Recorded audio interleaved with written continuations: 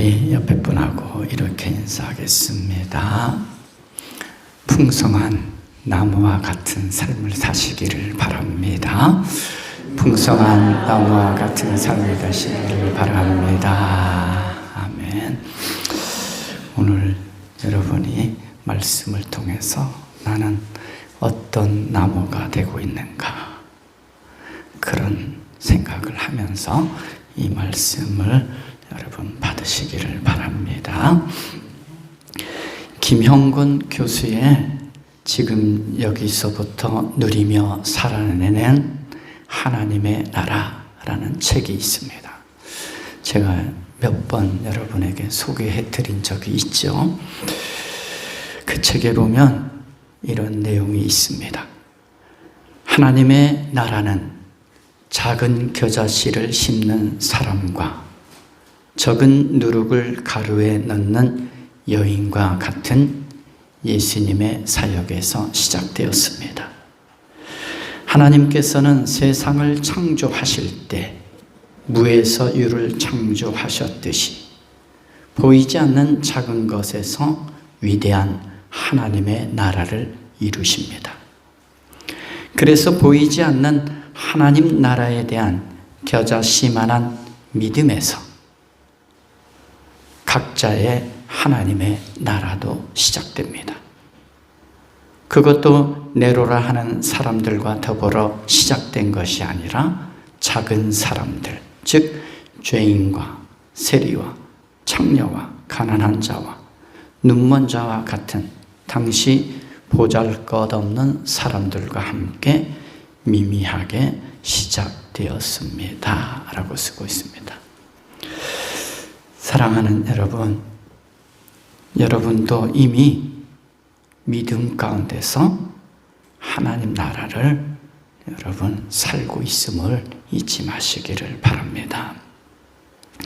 예수님께서 이 땅에 하나님 나라를 임하게 하시고 십자가 부활을 통해 성취하신 하나님 나라를 누리며 살아내는 작은 자와 같은 삶이 되시기를 바랍니다. 오늘 본문은 예수님께서 하나님의 나라를 겨자씨의 비유를 통해 알려주시는 말씀입니다. 예수님께서 여러 가지 비유를 말씀하셨지만 그 비유의 핵심은 다른 것이 아닙니다. 하나님의 나라입니다. 즉 주님이 통치하시고 다스리신다라는 거죠. 그 나라가 하나님 나라라는 거죠. 오늘 겨자씨는 예수님께서 겨자씨 하나만한 믿음이라도 있으면 이라는 말씀처럼 이 겨자씨는 아주 작은 씨임을 알 수 있습니다. 오늘 본문에서도 이렇게 말씀합니다. 겨자씨는 어떤 씨보다 더 작은 것이지만 자라면 어떤 풀보다 더 커져서 나무가 된다. 어떤 씨보다 더 작은 것이라는 이 최상급의 표현을 쓰고 있습니다. 그런데 어떤 것보다 더 작은데 풀보다 더 자라고 나무가 되었다.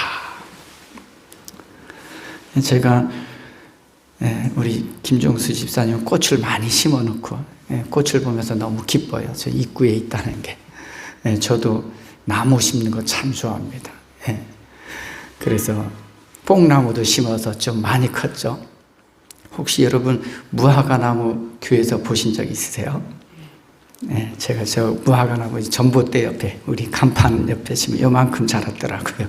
몇 번 심었는데 죽었어요. 그런데 2개 심었는데 이제 하나는 죽고 이제 하나는 살아있는데 이제 큰 무화과 열릴지 안 열릴지는 모릅니다.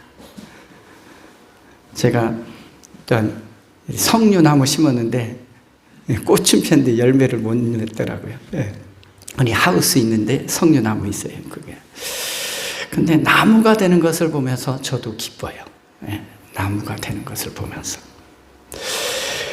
그런데 어떤 씨보다 가장 작은 것이지만 자라면 후에는 풀보다 더 커져서 나무가 된다라고 말씀합니다. 겨자씨는 이처럼 우리가 상상할 수 없을 만큼 자라난다라는 것을 보여주는 거예요. 예수님이 선포하신 이 복음의 핵심인 하나님의 나라가 바로 이와 같다라는 거예요. 하나님의 나라는 지금 눈에 보이는 것이 없을 정도로 여겨지는 작은 겨자씨와 같다라는 것입니다. 여러분, 하나님의 나라가 여러분 삶에 임한 것을 여러분 느끼십니까? 눈에 보이지 않아요. 하나님의 나라가 있나? 이런 의심조차 할 수 있죠. 그러나 그 나라는 풀보다 더 커져서 나무가 되는 것처럼 확연하게 볼 수 있도록 성장한다는 말씀입니다. 누가복음 13장 18절에서 19절에 보면 오늘 본문 말씀과 동일한 평행본문이라고도 하고 병행본문이라고도 하는 말씀이 있습니다. 예수께서 말씀하셨다. 하나님 나라는 무엇과 같은가? 그것을 무엇에다가 비길까? 그것은 겨자씨의 다음 경우와 같다. 어떤 사람이 겨자씨를 가져다가 자기 정원에 심었더니 자라서 나무가 되어 공중의 새들이 그 가지에 깃들였다라고 말씀합니다. 그렇다면 주님께서 이 땅에 임하게 하셨고 자라게 하시는 하나님 나라는 어떠한 영향력을 끼치고 있는가 하는 것입니다. 33절 후반절에 이렇게 말씀합니다.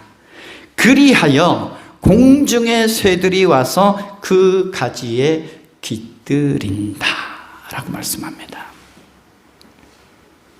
씨였는데 나무가 된 겨자씨는 공중의 새들이 와서 깃들일 수 있는 보금자리가 되어준다는 것입니다. 사랑하는 여러분, 여러분의 마음이, 여러분의 신앙이 자라서 누군가에게 보금자리가 될 수 있기를 바랍니다. 하나님 나라는 공중의 새들에게도 보금자리가 되어준다는 말씀입니다. 왜 공중의 새들이 그 나무에 깃들이는 것일까요? 그곳에 생명이 있기 때문입니다. 생명이 있기 때문에 깃들이는 거예요. 여러분, 생명이 없는 것에는 누구도 깃들일 수 없습니다. 우리의 신앙도 마찬가지예요. 내가 누군가에게 기댈 수 있는 사람이 됩니까? 그렇다면 그 사람에게는 생명이 있다는 거예요. 포근함이 있다는 거죠. 그러니까 누군가 기대는 거죠. 하나님 나라는 이처럼 생명이 있는 나라이며 누군가에게는 보금자리가 되어주기 때문에 생명을 나눠주는 나라이기 때문에 이 공중의 새들도 깃드는 것입니다. 그렇다면 오늘 하나님 나라를 보금자리로 여기며 이 깃들여 사는 이 공중의 새들은 어떤 존재들을 말씀하는 것일까요? 예수님께서 이 공중의 새들을 말씀하신 이유가 있어요.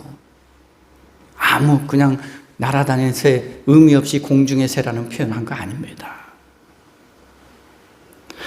이 공중의 새들은 원래 하나님 나라를 누릴 수 없었던 이방인들과 심지어 하나님 나라를 대적했던 악한 자들을 포함한 모든 사람들을 의미합니다. 우리가 생각하기에는 하나님 잘 믿고 믿음 생활도 잘하는 사람만 공중에 하나님 나라에 깃들 것 같잖아요. 그런데 하나님은 그렇지 않습니다. 모든 사람이 그 나라에 깃들기를 원하시는 분이 하나님이시죠. 주님께서는 하나님 나라의 구원을 누릴 수 없다고 여겨지는 이방인들 뿐만 아니라 하나님을 대적하는 죄인들까지도 새롭게 변화되어서 함께 생명과 평화를 누릴 수 있는 나라가 하나님의 나라임을 지금 이 겨자씨를 통해서 가르쳐 주는 거예요. 예수님께서 이 땅에 오셔서 관심을 가지신 대상들이 있습니다. 가난한 자들, 남성에게 천대를 받고 인간이하의 존재로 대우를 받고 마치 소유물처럼 여겨졌던 여인들과 창녀들, 매국노와 반역자로 여겨졌던 세리와 죄인들, 접촉만 해도 부정하다고 여기던 사마리아 사람들, 그리고 인격적인 존재로 여김받지 못하던 어린아이들. 여러분, 어린아이들은 인격적인 존재로 여김받지 못했어요. 당시에는 소유물처럼 여겼죠. 심지어 예수님은 누구도 하나님 나라를 누리길 원하셨을까요? 예수님을 대적하고 핍박하고 조롱하고 멸시하고 심지어 예수님을 십자가에 못 박았던 동족 유대인들을 향한 관심도 포기하지 않으셨다라는 거예요. 우리는 오해할 수 있어요. 아, 예수님은 유대인까지? 예수님은 그러한 유대인까지도 포기하지 않으셨다는 거죠. 예수님은 바로 이러한 모든 사람들을 포함하여서 모두가 하나님의 나라를 누리기를 원하셨습니다. 왜냐하면 하나님의 구원하심에는 차별이 없기 때문입니다. 하나님의 자비하신 사랑은 모든 사람을 위한 사랑임을 잊어서는 안 됩니다. 그래서 예수님께서 말씀하셨잖아요. 너희를 핍박하는 자를 위하여 기도하라. 너희 원수까지도 사랑하라. 그 사랑은 품지 못할 대상이 없는 무한한 절대 사랑임을 가르쳐 주셨습니다. 우리는 이 사랑을 가지고 신앙생활을 해야 한다는 사실입니다. 너무나 힘들죠. 이 사랑을 하기가 어렵습니다. 나를 좋아하는 사람에게만 사랑 베풀고 싶은 마음이 굴뚝 같습니다. 그러나 주님은 우리가 그런 삶을 살기를 원치 않습니다. 주님의 마음으로 대적하는 자, 핍박하는 자, 멸시하는 자까지도 품고 사랑하기를 원하신다는 것이죠. 또한 공중의 새들에게도 보금자리를 내어주시는 이 주님은 모든 인간에게는 하나님 나라의 구원을 누리기 위해서는 메시아이신 예수님이 필요하다라는 것을 오늘 이 말씀을 통해서 가르쳐 주는 거예요. 저에게도 예수님이 필요합니다. 여러분에게도 예수님이 필요해요. 예수님의 그 사랑이 필요합니다. 왜냐하면 예수님이 아니면 여러분을 품어줄 사람 없습니다. 예수님이 아니면 저를 품어줄 사람이 없어요. 주님께서는 이 공중의 새들처럼 어떤 존재라도 그 품에 깃들어 사는 삶이 되시기를 바라시며 세상의 모든 작은 자들까지도 하나님 나라의 삶으로 초대하고 계신 것입니다. 왜냐하면 예수님이 곧 하나님 나라 자체가 되시는 분이시기 때문입니다. 하나님 나라는 다른 데 있는 게 아니에요. 예수 그리스도께서 바로 하나님 나라가 되시는 분이세요. 그분을 받아들이고 영접하고 믿고 신앙생활할 때 우리는 진실로 하나님 나라를 누리며 살아갈 수가 있는 것입니다. 그런데 예수님은 이 하나님 나라의 삶을 우리 모두가 함께 누리시기를 원한다는 사실입니다. 그리고 무엇보다 예수 그리스도의 다스리심 아래에 있지 않으면 누구도 하나님의 나라를 누릴 수 없다 있다라는 것입니다. 그리고 하나님 나라의 구원은 이방인과 죄인들에게까지 열려 있다는 것을 보여주는 말씀이 오늘 말씀이죠. 공중의 새들에게까지 허락되었잖아요. 주님께서는 우리가 죄를 회개하며 나올 때 용서해 주시고 주님의 나라 안에서 참 복을 누리며 살게 해 주십니다. 시편 65편 3절과 4절에 이러한 말씀이 있습니다. 저마다 지은 죄 감당하기에 너무 어려울 때에 오직 주님만이 그 죄를 용서하여 주십니다. 주님께서 택하시고 가까이 오게 하시어 주님의 뜰에 머물게 하신 그 사람은 복이 있는 사람입니다. 그러므로 우리는 주님의 집, 주님의 거룩한 성전에서 온갖 좋은 복으로 만족하렵니다.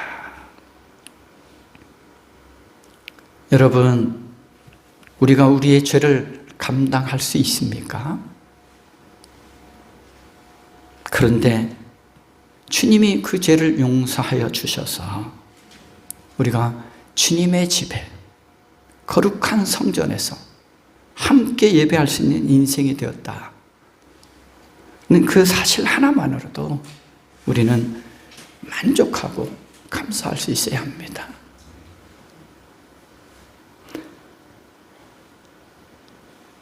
누가 공중의 새입니까? 제가 공중의 새였습니다. 다른 사람이 공중의 새가 아니라 제가 공중의 새였다라는 거죠. 공중의 새 같았던 작은 자들과 죄인들이 주님의 은혜로 깃들이게 되는 곳은 바로 주님의 뜰과 주님의 집과 주님의 거룩한 성전과 같은 주님의 통치 속에 있는 하나님 나라임을 기억해야 합니다. 우리는 깨달아야 합니다. 다른 사람이 공중의 새가 아니라 내가 공중의 새였구나. 주님의 집에 거할 수 없었던 존재였구나를 깨달아야 된다는 거죠. 그런데 주님의 용서하심을 통해서 주님의 뜰에, 주님의 집에, 주님의 성전에서 예배할 수 있는 귀한 인생이 되었구나. 주님의 사랑과 주님의 생명과 주님의 평화를 누릴 수 있는 귀한 인생이 되었구나를 깨달아야 한다는 것입니다. 겨자씨의 비유를 통해 예수님은 하나님의 나라는 하나님이 창조하신 모든 사람에게 영향을 미치는 나라임을 말씀하고 있다는 것을 기억해야 합니다. 마가복음 10장에 보면 예수님께서 하나님의 나라가 어떤 사람의 것이 될 수 있는지에 대해 이렇게 말씀하십니다. 사람들이 어린이들을 예수께 데리고 와서 쓰다듬어 주시기를 바랐다. 그런데 제자들이 그들을 꾸짖었다. 그러나 예수께서는 이것을 보시고 노하셔서 제자들에게 말씀하셨다. 어린이들이 내게 오는 것을 허락하고 막지 말아라.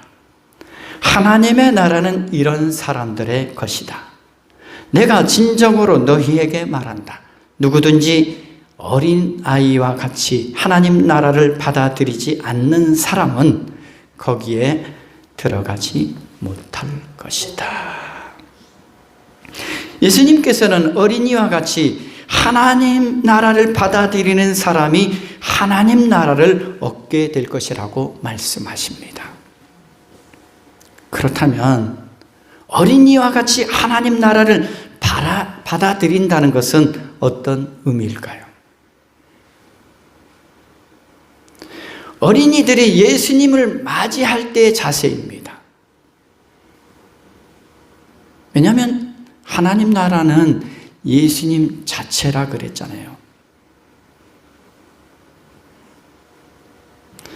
어린이들이 오늘 예수님을 맞이할 때의 자세가 어떤 자세였죠? 아무런 욕심도 없고 교만도 없이 예수님 그 자체를 기쁨으로 여기고 받아들이고자 하는 순수한 마음을 말하는 거예요. 그리고 예수님께로부터 오는 복을 누리고자 하는 열린 마음입니다. 예수님 쓰다듬어 주시길 바랐잖아요. 열린 마음. 또한 예수님과 함께 하는 것만으로도 행복을 누리는 꾸밈없는 마음이에요. 예수님과 함께 손잡고 있으면 얼마나 행복합니까? 그 마음이죠.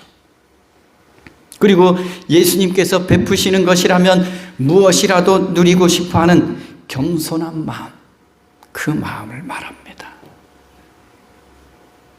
우리는 어른이 되면서 이 마음을 다 잃어버리죠. 주님 품에 안겨 주님이 베푸시는 복을 누리는 것이 곧 하나님 나라의 삶임을 어린이들이 보여준 것입니다. 주님 품 안에 있다는 것만으로도 행복하잖아요. 아이들이 언제 행복해야 합니까? 오늘 교회 학교 예배 때 우리 세준이가 요 앞에 앉았어요. 엄마가 안 오니까 어때요? 계속 뒤를 봐요. 엄마 언제 올까? 엄마. 그러니까 엄마가 딱 오니까 딱 안정되게 있는 거예요. 그냥 옆에만 있어도 행복하지 않아요. 왜냐하면 하나님 나라 자체가 되시는 분이 옆에 있으니까, 예수님이 옆에 있으니까 행복한 거예요. 그 마음이 세준이 마음속에 있는 거예요. 그런데 우리는 예수님이 항상 함께 하시는데도 기쁨도 없고 평화도 없고 하나님 나라가 있는지 없는지도 모르고 하나님 나라의 삶도 잃어버렸어요. 하나님 나라는 가장 작다고 여겨지는 어린 아이에게까지 열려있는 소망의 나라임을 예수님께서 이 겨자씨의 비유로 말씀해 주신 것입니다. 예수님께서는 세상에서 배척받던 존재들일지라도 함께 하나님 나라를 누릴 수 있도록 용서와 사랑을 통해 은혜를 베풀어 주시는 분이십니다. 공중의 새들이 그 나무에 깃들였다라는 것은 무슨 의미가 있습니까? 이미 예수님이 널 용서했어. 내가 너를 받아들여. 내가 너를 사랑해. 라는 이 모든 게 포함되어 있는 거예요.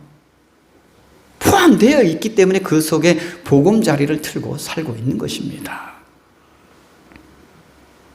우리가 그러한 주님의 통치 아래 살아가고 있다는 것이 참으로 복 있는 삶임을 잊어서는 안 됩니다. 공중의 새들이 겨자씨였다가 큰 나무가 된 곳에 깃들여 사는 것이 기쁨이듯이 우리 인생이 주님의 나라에 깃들여 사는 인생이 되었다는 것이 기쁨이요 평화임을 깨달아야 합니다. 여러분, 주님 안에서 기쁨을 누리십시오. 평화를 누리십시오. 그리고 주님의 나라에 깃들여 사는 인생은 날로 새롭게 변화된 삶을 살아가게 되는 것은 당연한 일이 됩니다. 왜요? 주님 안에 깃들여 있으면 그것을 변화시키시는 분이 누구입니까? 주님이 변화시켜 주셔요. 주님이 늘 새롭게 변화시켜 주시기 때문에 새로운 삶을 살아갈 수가 있는 것입니다. 그리고 주님이 늘 우리를 인도하시고 인도하실 것이기 때문에 새롭게 살아갈 수 있는 거죠. 다만 우리는 주님의 통치 아래 우리 자신을 내어드리는 일을 끊임없이 해나가야 하는 과제가 있다는 것을 깨달아야 합니다. 우리가 주님 안에 깃들여 산다고 말하는데 변화되지 않는다는 것은 여전히 내가 공중의 새로 살았던 그 삶을 버리지 못하고 있는 것. 주님의 통치 아래 살지 않으면 하나님 나라를 누릴 수가 없어요. 주님께서 어떠한 사람들에게 하나님 나라의 복음을 전하셨는지 누가복음 4장 18절 19절에서도 이렇게 말씀합니다. 주님의 영이 내게 내리셨다. 주님께서 내게 기름을 부으셔서 가난한 사람에게 기쁜 소식을 전하게 하셨다. 주님께서 나를 보내셔서 포로된 사람들에게 해방을 선포하고, 눈먼 사람들에게 눈뜸을 선포하고, 억눌린 사람들을 풀어주고, 주님의 은혜의 해를 선포하게 하셨다라고 말씀합니다. 주님께서 하나님 나라를 누리게 하신 사람들이 어떤 사람들입니까? 가난한 사람, 포로된 사람, 눈먼 사람, 억눌린 사람들입니다. 여기 가난한 사람들은 단순히 이 빈부를 말하지 않습니다. 주님을 사모하는 마음이 있는 사람, 이게 가난한 사람이에요. 누가 포로된 사람입니까? 누가 억눌린 사람입니까? 다른 사람이 아니에요. 주님 없이 살아가는 사람, 억눌린 사람이죠.